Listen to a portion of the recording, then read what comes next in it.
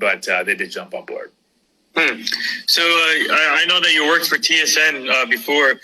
So what was that experience like? And how, explain to me how the sports in Canada has grown now over the couple of years.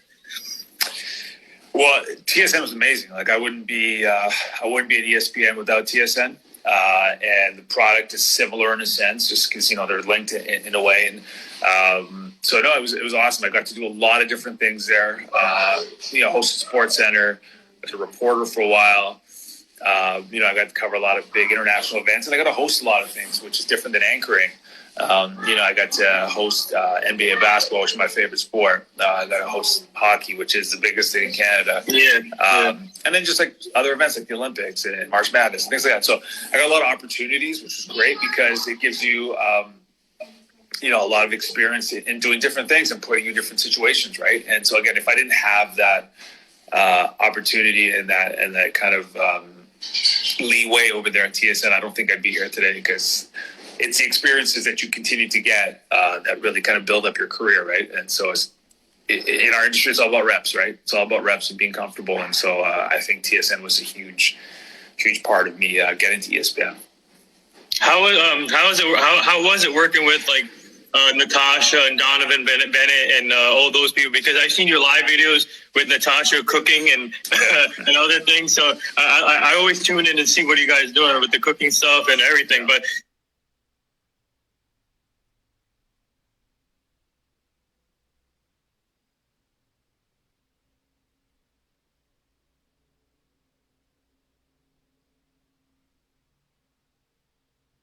what is it like working with them, from TSN before you moved on to ESPN?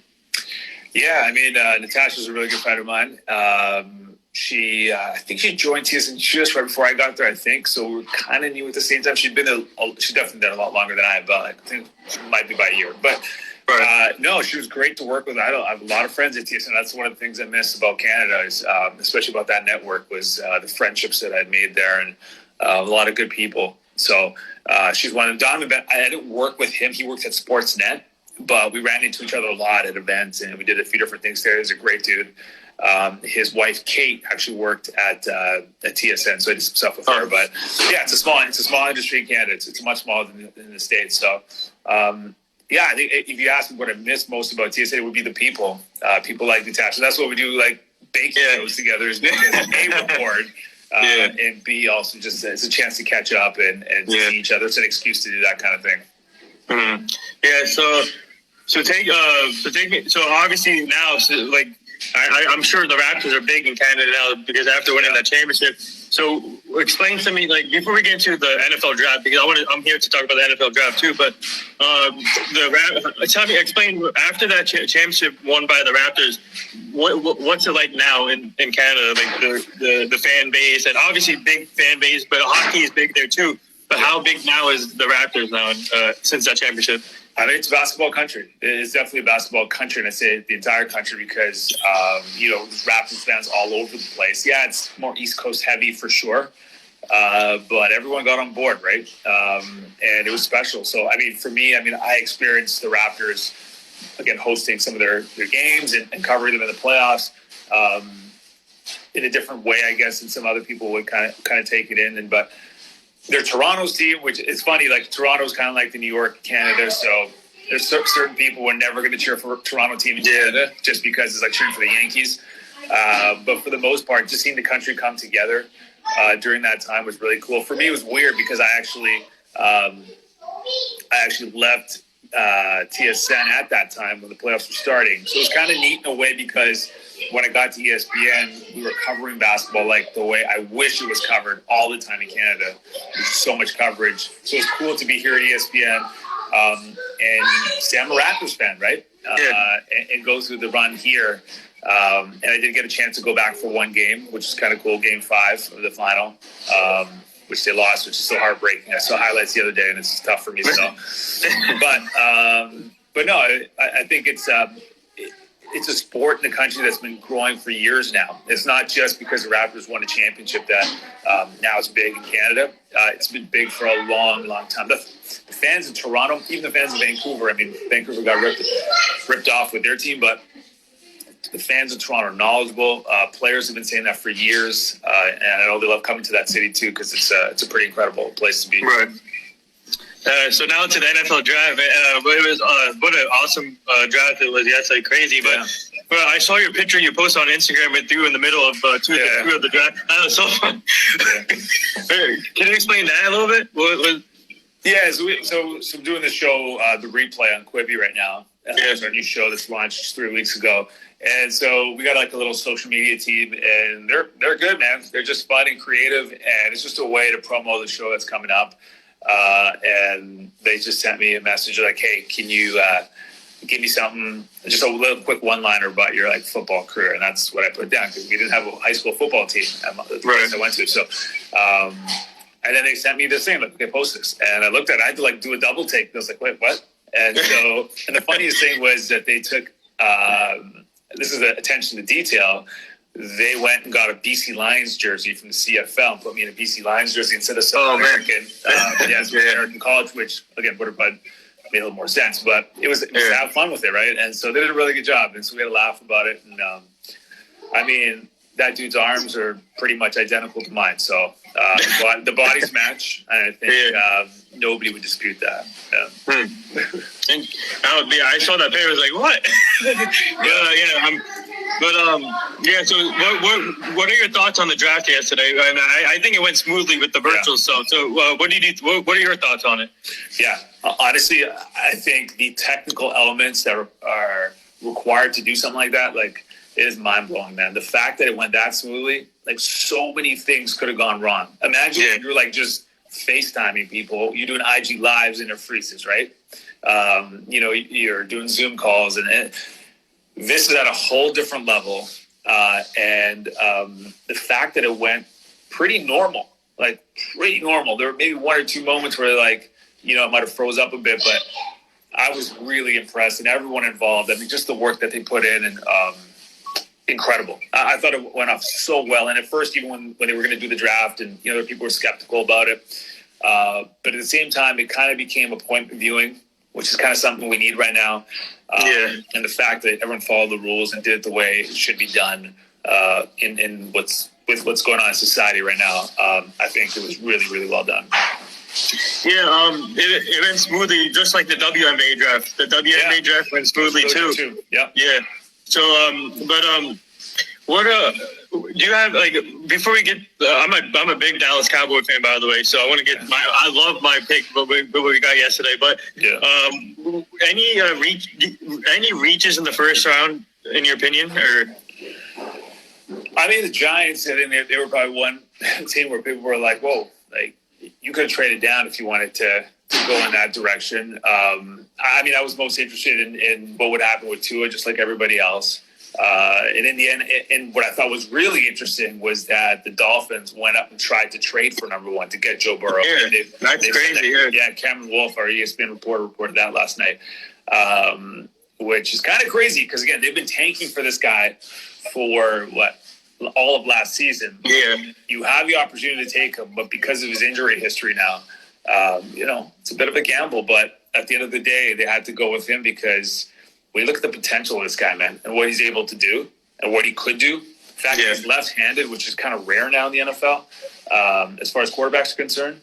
I thought that was pretty interesting. Justin Herbert's, I think, the thing for me, he kind of was polarizing because either people loved him or they're like, whoa, he's going to go in the top 10. And you listen like Mel Kiper Jr., who was saying, listen, behind the scenes, NFL execs really love this dude because he's like 6'6", 240, something in that range. He's a big dude. He's really athletic. So he's that prototypical quarterback. So it was interesting. A lot of interesting things. Jerry Jeudy dropped a little bit more than I thought he would.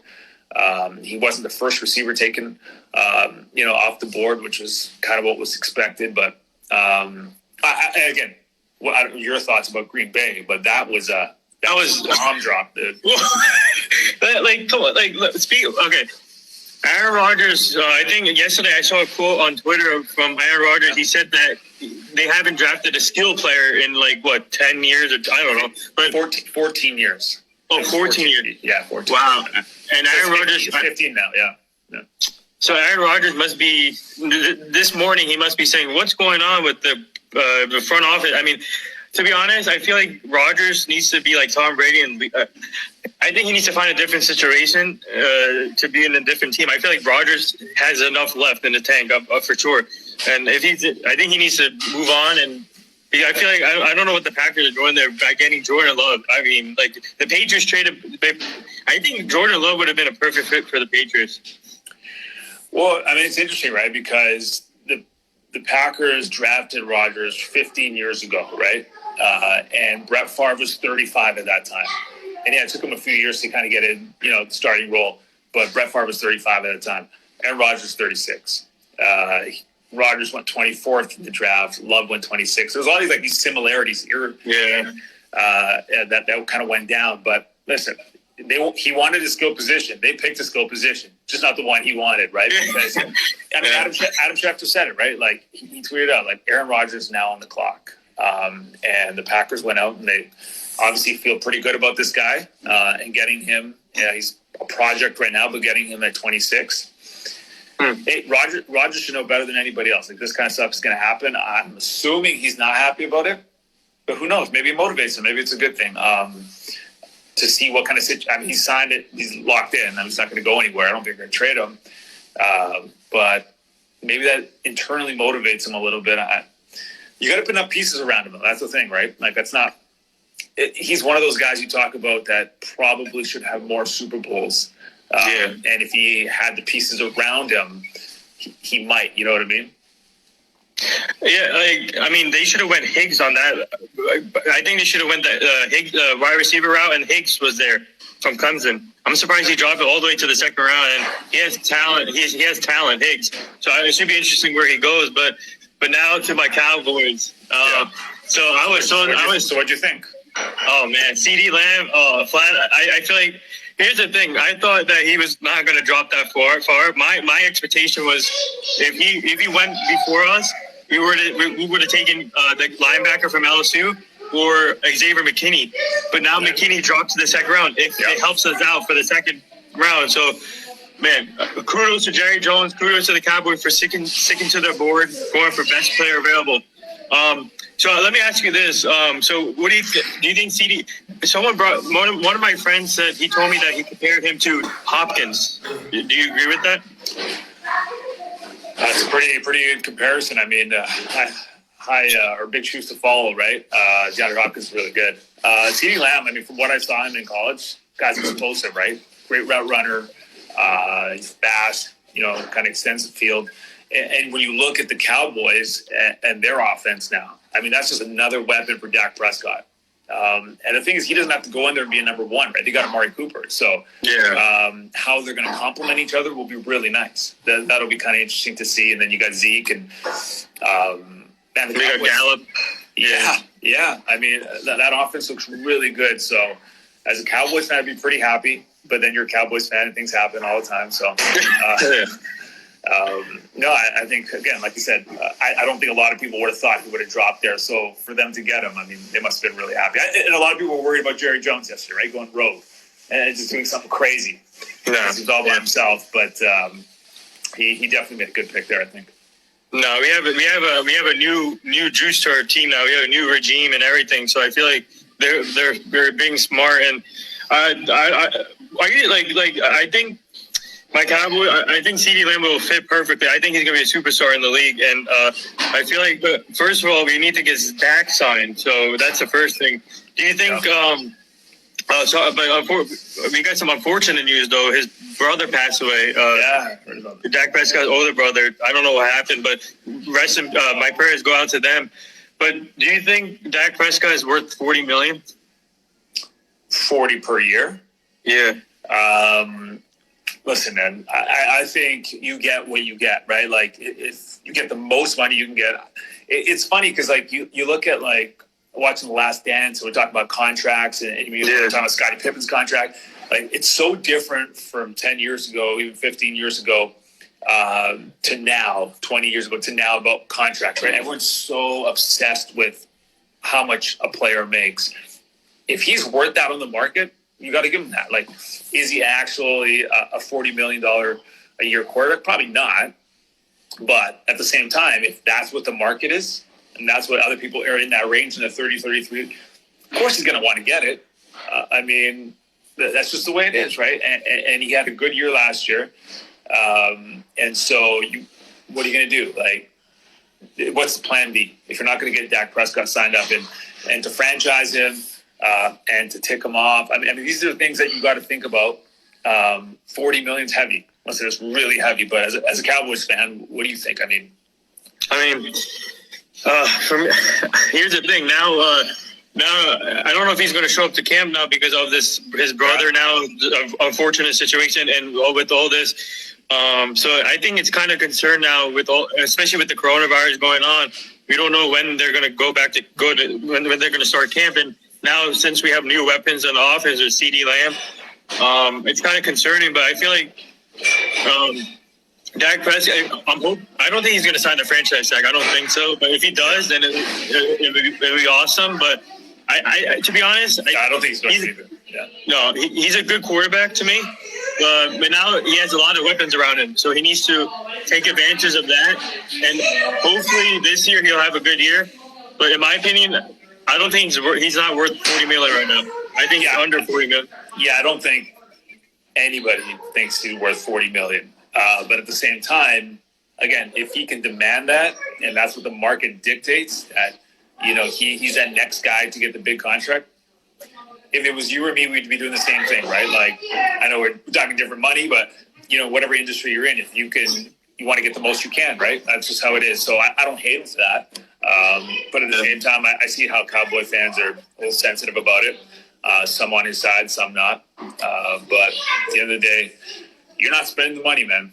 You're not spending it. Jerry's spending it. It affects the team, affects salaries, it affects everything. But at the same time, I don't hate him for wanting to go for it, for sure. Yeah, let me ask you this. Are you surprised that some of these players are dropping to the second round, like McKinney, Swift, Taylor, and the guy from LSU, Dupree, I think his name is? Are you surprised that they fell to the second round? Well, running backs, I'm not, just because we kind of know that position has been devalued, right, in a sense, so that these guys are not coming in high picks in the first round anymore. And so I think we kind of knew that going in, even though they're talented guys like Swift and some guys at the backs there. But that's a position that's kind of changed, right? Like, now, let's go in the second round and pick up, a running back at that time, because you don't know how much they have in the tank, right? Like, there's some crazy stories. Todd Gurley is just an amazing example of what can happen, right? Let's see how he does this year. Hopefully he has a really good year with Atlanta. I feel like being back home for him will give him a revenge season for him. Being back home.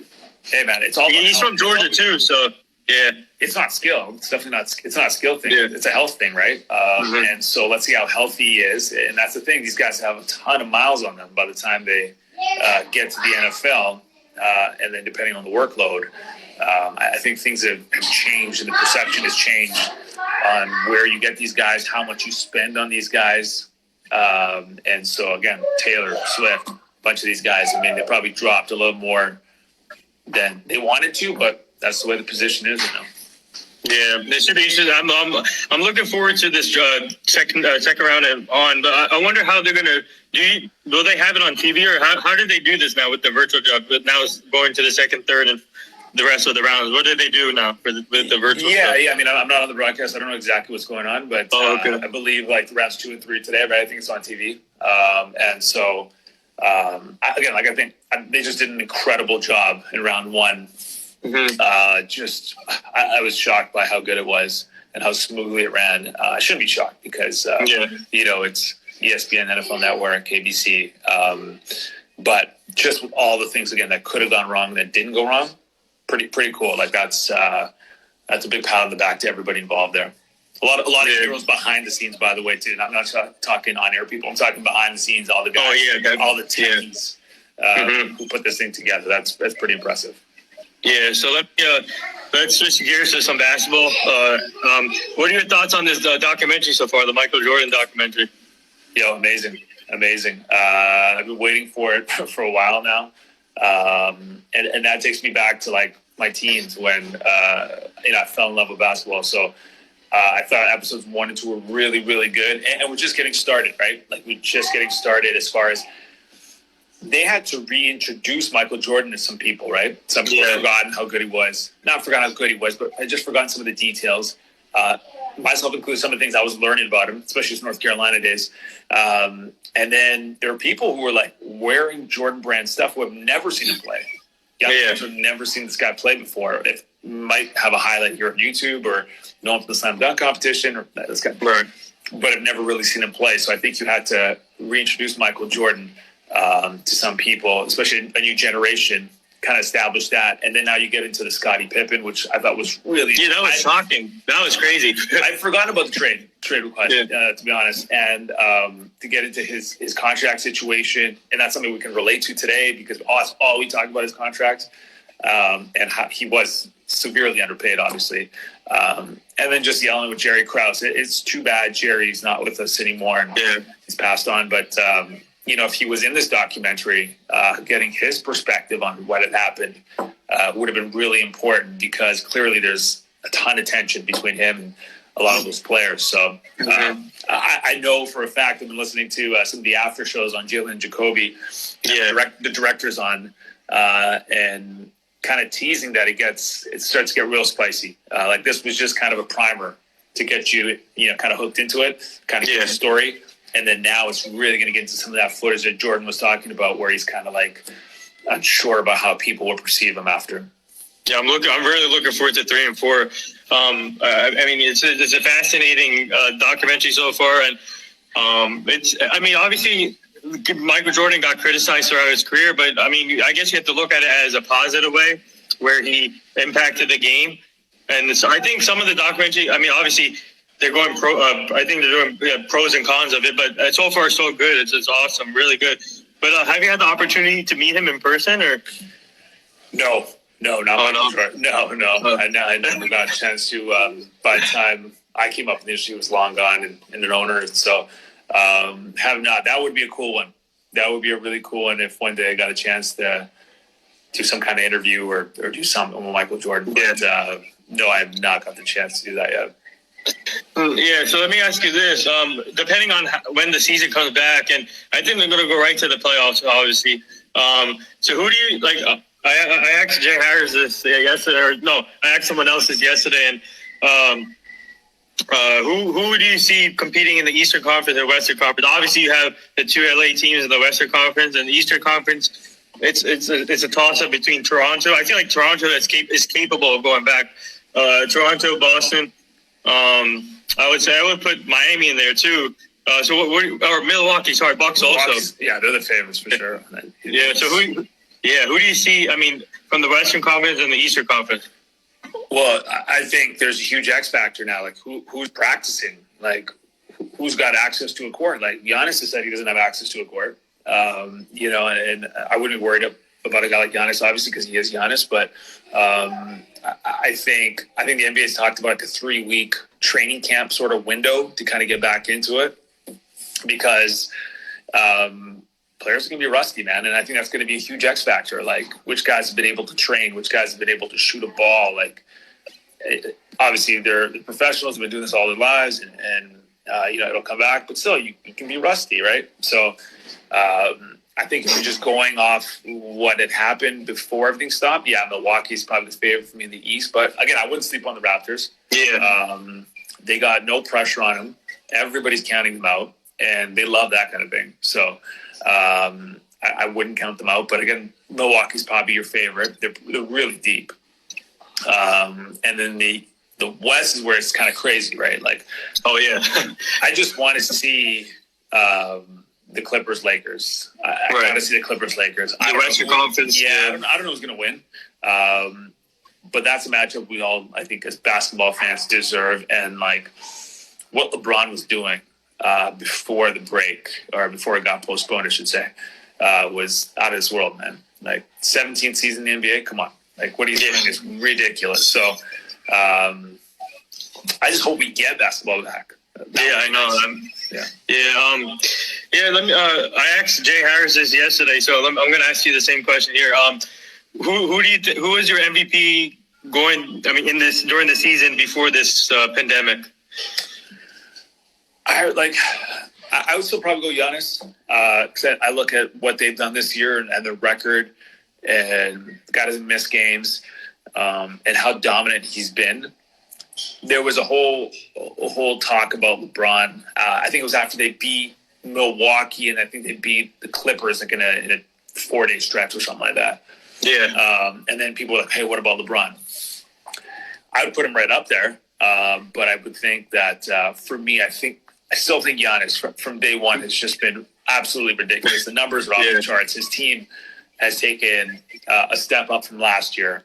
And so I'd probably put him as a front runner. But again, you can't count on a guy like LeBron either, right? And there's some dark horses too.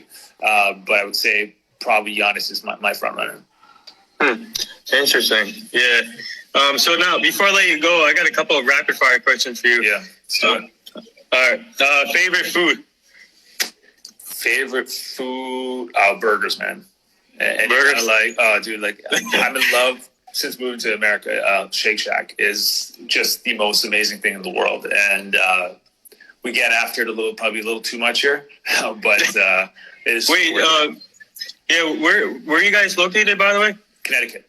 Oh, okay. Oh, Bristol, Connecticut. Yeah. So I don't live in Bristol, but that's where I'm about 30 minutes away from there.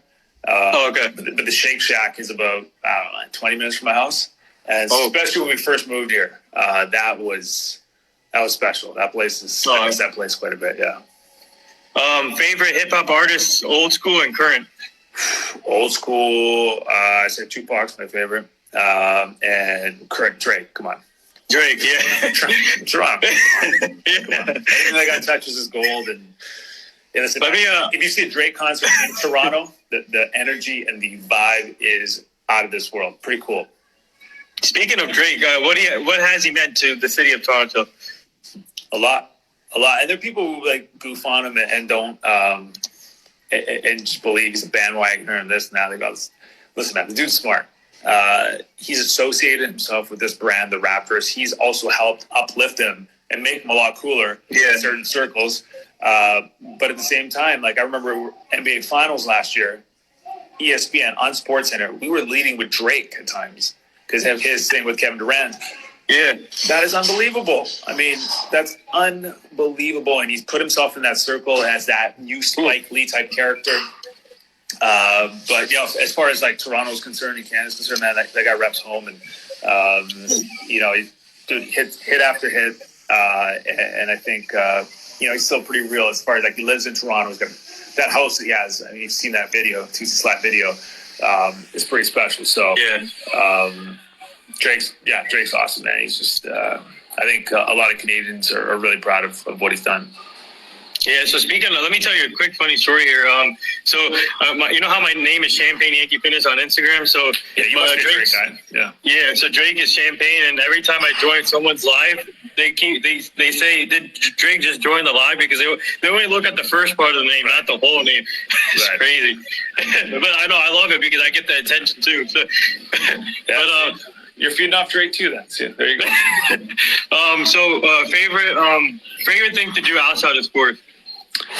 Outside of sport, honestly, right now, man, it's just play with my kids. Yeah, it's kids, man. They're at such a cool age. My son's turning 5.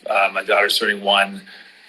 2 very different ages, but so much fun. So my son's sitting in the car. He's watching the iPad right now. But once I get off this thing, I'm going to take him outside or do something with him. He's at such a cool age where the interaction's amazing and all the little victories that they have. And it's pretty cool to be around. So it's probably kids for sure.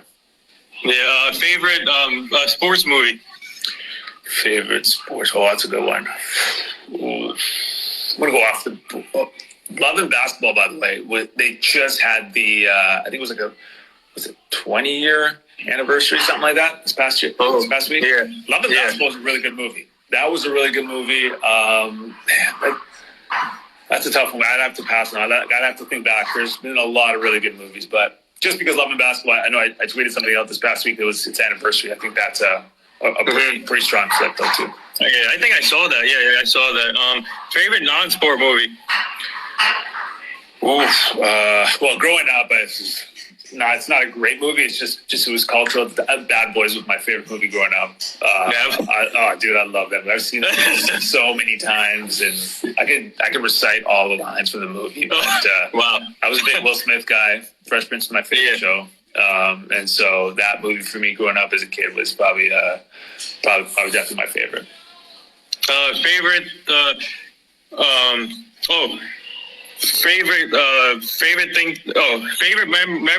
Memorable game you've been to? Game 5, NBA Finals. I got the tickets. I went with a friend of mine. Got the pass from my wife. Stay downtown, partied out, because if the Raptors won, they would have. That's it. Series over. NBA champions, first time ever. And the energy in that building, man, was insane. And I got to go as a fan. I wasn't working, so I could enjoy it, and just a lead up to the day. And that's all I could think about. It took me back to when I was like a lot younger and, a big time sports fan, especially in hockey with the Canucks back in the day. But that moment, it was like 3 minutes left. Kawhi hits those back-to-back threes, and I was like, oh my God. I looked over at my buddy, and I was like, they're going to win the championship. And everyone's hugging. It was an emotional moment in the building, and then they lost, which sucked. And that really sucked. So it still stinks, man. I'm not even kidding. Somebody posted highlights from that game the other day on Instagram, just talking about Kawhi's 10 points in 2 or 3 minutes or whatever it was. But I have not rewatched that game. I cannot rewatch. I saw a couple of those highlights, and I tagged my buddy. I was like, still can't do it. Just because we're so close to be in that moment. We still went out after it, but you should have seen the scene in Toronto. It was like a morgue. It was very different. Yeah. But so now I'm sure what advice would you give to these young young kids that just try to be like businesses like us, you, and other reporters in the sports industry? And I'm sure you know of this kid, Global Kids Media. So he does a great job with his interview. So, but what advice would you give those type of people that's trying to be in the same business? Listen, just be versatile, be able to do a lot of different things. The industry is changing so much. Like, it's not just linear TV anymore, right? Like, digital platforms are really big. Things like this are going to get bigger and bigger. SportsCenter does one of these like almost every day, right? Richard Jefferson's jumping on right now. And the times are different right now because we have, more time, but still. But yeah, just, again, like I do linear, I do SportsCenter. I'm on ESPN Plus for In the Crease, and then now we're doing this show on Quibi, which is a streaming service. So 3 different platforms, right? And so I would just suggest the same thing: is that listen, be versatile, be able to write, podcasts, radio, and all that sort of thing. Like, so when you're put in a position, you can say, "Yeah, I can do that. I can do that." And the other thing is like network. Start networking from now. Send your stuff to different people who make decisions. I always get people send me notes and they're like, "Hey man, can you help me get a job?" And I'm like, "No, I can't, because I have no say whatsoever in anybody getting hired." But find the people who make decisions, right? VPs of talent, news directors, HR, depending on what level you're at, and send them your stuff. And don't ask for a job, but try to get feedback, right? Like, I think develop that relationship when you're networking. Send out your stuff, ask them for feedback, ask them for advice. How do I get to a place like, your network, your station? Too many people ask for a job right away. It's more of a, listen, build that relationship first, because I can tell you just from my own experience, like every job I've gotten has been kind of networking. So I think that's important. Again, versatility is really important too.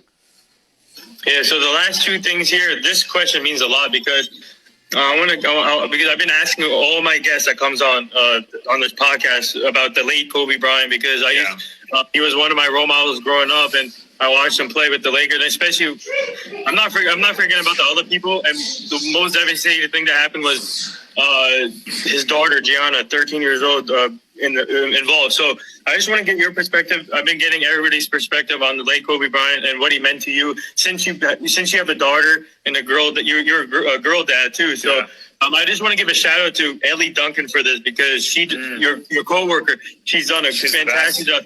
Yeah, and she's the one who started this girl dad movement, and so I just want to give a quick shout out to her. So what has Kobe meant to you as a father, husband, and like a reporter around the sports stuff? Well, I go back, first of all, like, again, I was in high school when Kobe came into the NBA. So, I've seen his entire career. It's one of those things where some people can say they see Michael Jordan's entire career, but I saw Kobe Bryant's entire career, and you kind of watch him grow up in front of you as you're growing up. I went from being a Kobe fan to kind of not liking him for a while because I didn't like those Lakers teams for a bit. Then I went back to being a fan. And it was just an appreciation, man. Like, this guy is so good at what he does. And, I think the basketball speaks for itself and how good he was, and how legendary he became. His work ethic, the Mamba mentality, he kind of created that himself. I mean, it's not revolution. He was able to inspire people, inspire himself. I think is pretty cool. For me, I mean, I resonate more with like what he did post basketball, right? And you talk about being a girl dad and just seeing him and from what people who know him, I don't know him, but from people who know him and said how happy he was and how important it was for him to be a dad and be present and, do all those things for his daughter, all his daughters.